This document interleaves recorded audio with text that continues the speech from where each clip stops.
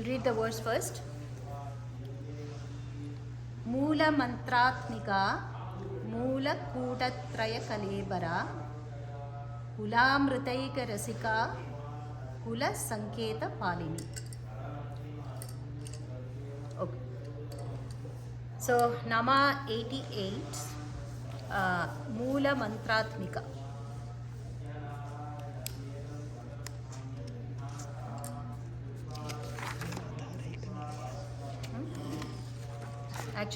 Actually we are Moola Dharega Nilaya, no? Yeah. Sorry, I'm so sorry. We are doing verse 38 and 39 today. So let me read the verse 38.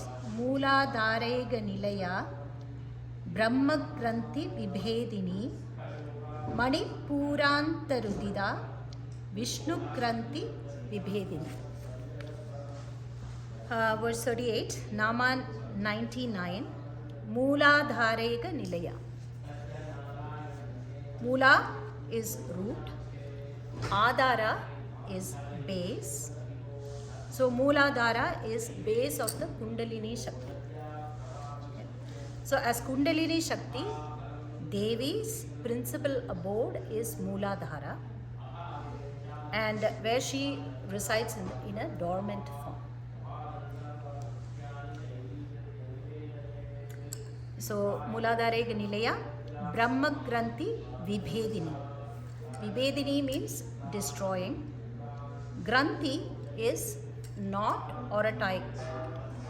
I also saw the meaning doubt, but I don't see either of them here. Okay.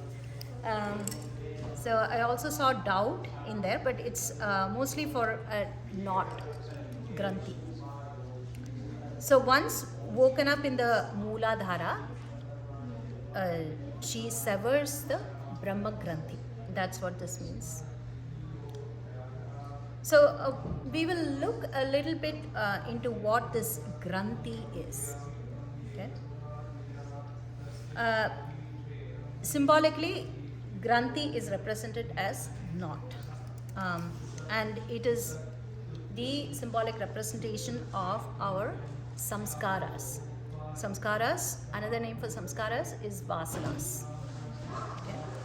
Vasanas is our we all know vasanas is our the mental makeup, the attitude or the inclinations that we come with into this world, which keep us forever bound to ignorance. That's vasanas. And that is represented by a granthi, a knot or a tie. Why is it a knot? Because the prana or the life force gets blocked in particular ways in the granthi. Okay. So the main granthis that we'll be discussing here are the granthis. There are several granthis apparently, and the main granthis we'll be discussing are that of creation, preservation, and destruction of the ahankara, the ego, in these verses. Okay. And Brahma Granthi represents the creation of ego. So, and Brahma Granthi is located in the Mooladhara. This Granthi is the hardest to untangle. That's because of the density of our vasanas. Or depending on the density of our samskaras, it's the hardest to untangle. Okay, the more entrenched we are in our way of being, our attitudes, our desires, the more difficult it is to untangle this Granthi. Okay. So that is Brahma Granthi. Moving on to the next Nama, which is Nama 101. So Brahma Granthi was Nama 100. So I'm glad that we started this discussing the meaning of Lalita Sahasranamam and reached 100 milestone. So Nama 101, Manipuranta Rudida. Manipura means city of gems. Mani is gems, Pura is city. Rudida actually means wet with tears, Rudida.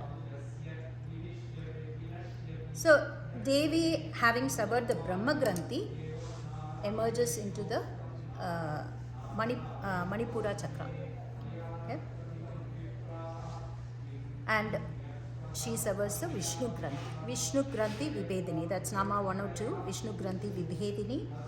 She severs the Vishnu Granthi. So why Rudida? The word Rudida, which means wet with tears. Why Rudida and why Manipura?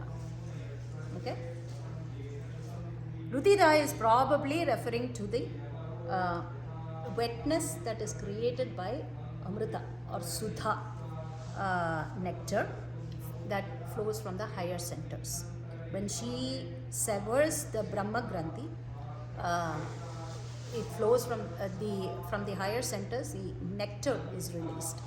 And that is probably why the word Rudida there. Okay? And when this nectar makes its way to the gut in a sadhaka, it is said that it can be visualized as a kaleidoscope of colors. And that is why Manipura is used here. Okay? So the Vishnu Granthi is related to the preservation of the ego. So with the mental makeup that we come into this world, we start creating what is called mental constructs. In Sanskrit, it's called vikalpas. Vikalpa. We start creating mental constructs early in our life based on the mental makeup, the vasana or the samskara that we come into this world with. And we are so much in love with this me story of ours that we keep adding more and more layers to that to the vasana because of our likes and dislikes. So we are in a constant, desperate effort to maintain or preserve this ego of ours. Correct? And Brahma Granthi is ego. Vishnu Granthi is also ego. Brahma Granthi is the creation of ego. Vishnu Granthi is the preservation of ego. Preserve it. Once it's created because of our vasanas. We come into this world and we come in a particular way. And once it's created, it has to be preserved. And so much effort goes into preserving that ego because of the density of our vasanas. We keep adding more and more layers of vasanas, and therefore so much effort goes into preserving that. But Devi, when you realize that, Devi would sever that Vishnu Granthi.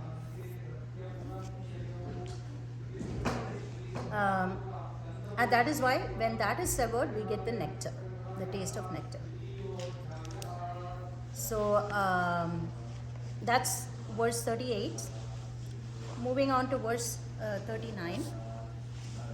Ajna chakrandaralasta Rudra Granthi Vibhedini Sahasraram Bhujarudha Sudha Sarabi Varshini.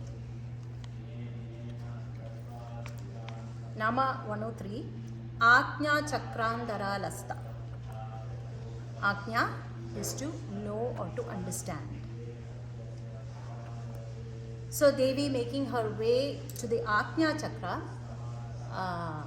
This is the center for discernment. Center for discernment or perfected reasoning. That's what it's called. Perfected reasoning. So when the Kundalini Shakti has reached the Ajna Chakra, all knowledge is accessible like a berry in the palm of his hands. This is what Mata Amritanandamayi says in her book. It's so easy to the sadhaka once it's we have the Kundalini Shakti has reached the Ajna Chakra. And she severs the Rudra Granthi, which stands in the way of discernment. Okay, so Devi severs the Rudra Granthi, Rudra Granthi Vibhedini, Nama 104, which stands in the way of discernment. So Rudra Granthi refers to the our samskaras that prevents the destruction of the ego.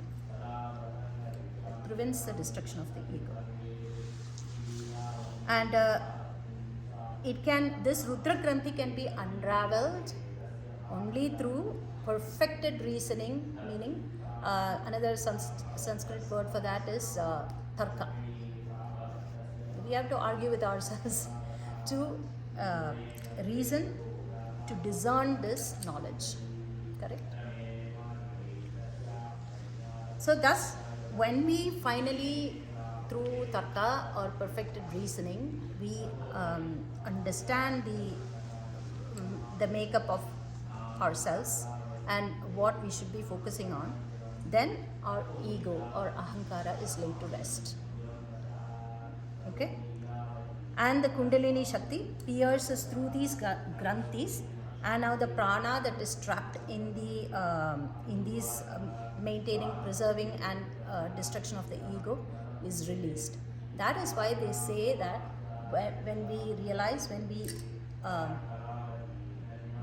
there is so much energy, they become so energetic that they don't have to work so hard in their mind trying to preserve this ego of ours. And that is why there is energy released in these sadhakas. The prana or the life energy that is trapped in these granthis or the knots are finally released. Okay? Moving on, Nama 105, Sahasraram Bhuja Rudha. Ambuja, lotus or water born. Sahasrara is thousand petaled. Aruda, ride. So Devi, having severed the three granthis, rides up to the Sahasrara. Okay? And Sudhasarabi Varshini, and showers the sadhaka with Sudha or nectar. Okay. So again, this is the same thing with the three granthis being severed. The prana that was trapped in these granthis is released because there is no more energy spent in useless mind engrossing work, right? So now the prana is released, life force is released, and they say that previously unavailable chemical and hormonal pathways are triggered. That's what they say, thus showering the sadhaka with the nectar or Sudha. And Sudha is spiritual bliss. That's what the nectar is, Sudha. So that's the two verses for today, 38 and 39. Thank you.